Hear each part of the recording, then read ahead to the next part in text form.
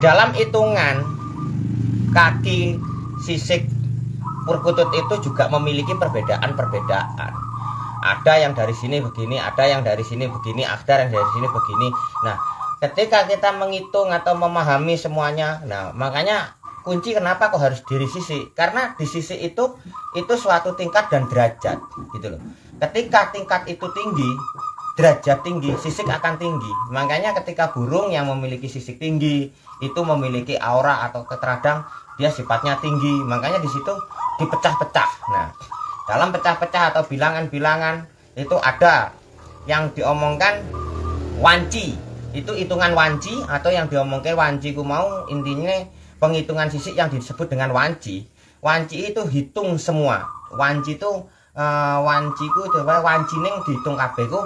Jadi dari ujung kaki tengah sampai ujung kaki ini. Nah, itu global atau yang diomongkan sekarang udah nasional, tinggal ambilnya aja. Enaknya aja untuk menghitung jenenge wanci. Itu di dalam mungkin di dalam apa primbonnya, apa kata-katanya dari sesepuh itu ngomong ke wanci.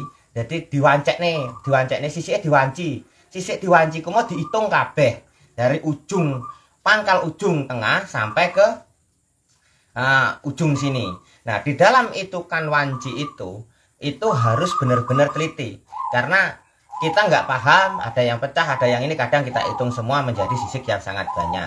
Nah, di wanci ada hitungan wanci, terus di situ ada lagi hitungan yang namanya mukti.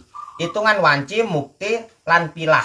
Nah, wanci, mukti, pilah. Wanci, mukti, pilah. Nah, lek mukti itu hitungnya cuman dari ugel-ugel ke bawah. Itu hitungan mukti. Mukti itu yang diomongkan mukti itu membuktikan dirinya dia, itu makanya enak hitungan gur dihitung teko jari tengah karo jari tengah kanan kiri, kadang dibagi pitu, nah dan sebagainya kan. Itu tergantung karo keyakinan orang sendiri-sendiri. Nah, ketika menghitung mukti tadi, jari tengah itu makanya diomongkan mukti, karena burung perkutut itu membuktikan dirinya di dalam jari 3 atau jari 4-nya itu. Maksud membuktikan diri, dia bertanggar ataupun turun ataupun madal apapun, dia di jari 3 itu gitu. Nah, di dalam jaringan itu makanya dinamakan mukti. Nah, pilah itu dihitung cuman jempolnya aja. Jadi pilahan atau belahan dari jari 3 gitu. Itu mukti dalam hitungan sisik-sisik perkutut ya. Intinya dalam hitungan sisik-sisik perkutut. Nah, di sini kita harus saling memahami, dan kadang orang menyalahkan hitungan ini salah, hitungan ini salah. Sebenarnya nggak ada yang salah ya, nggak ada yang salah, semua benar, karena semua ada bukunya gitu loh. Ada wanci, mukti, pilah. Nah, di dalam pilah itu yang dihitung hanya jempol gitu loh. Kita ngobrol dulu yang ini ya. Nah, supaya dulur-dulur itu nggak salah, kita kadang menyalahkan, oh hitungannya itu begini, hitungannya ini begini, hitungannya ini begini. Enggak, semua hitungan itu sama, karena punya nama sendiri-sendiri gitu loh. Ada nama yang namanya wanci, yaitu tadi mukti dan pilah. Nah, di situ kita harus pahami. Nah, kalau kadang orang nggak tahu ya, orang nggak tahu itu hanya ngomong, wah hitungannya salah, yang ini.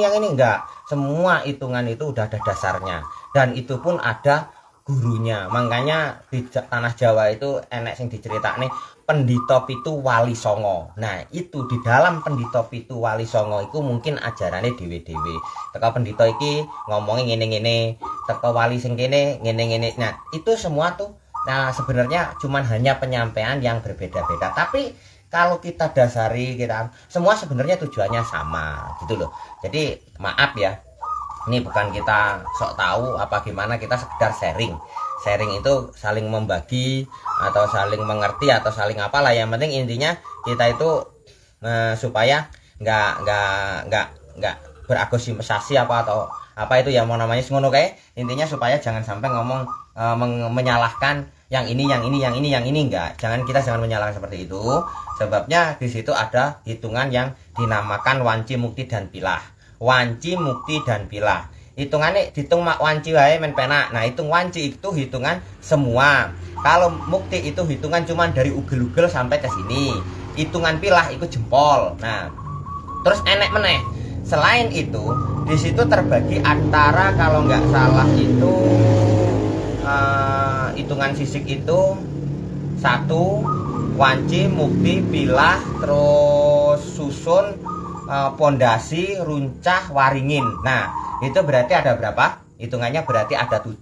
Nah, itu berarti ada pendito pitu yang ada di situ. Nah, makanya kadang di sini orang yang kadang hanya memahami seserampatan we. Nah, kadang ilmu yang seserampatan inilah yang kadang kurang dipahami. Makanya di sini saya buka semuanya ya, dari wanci, mukti, pilah, susun, pondasi, runcah, lan waringin. Nah, wanci, mukti, pilah, susun, pondasi, runcah, waringin.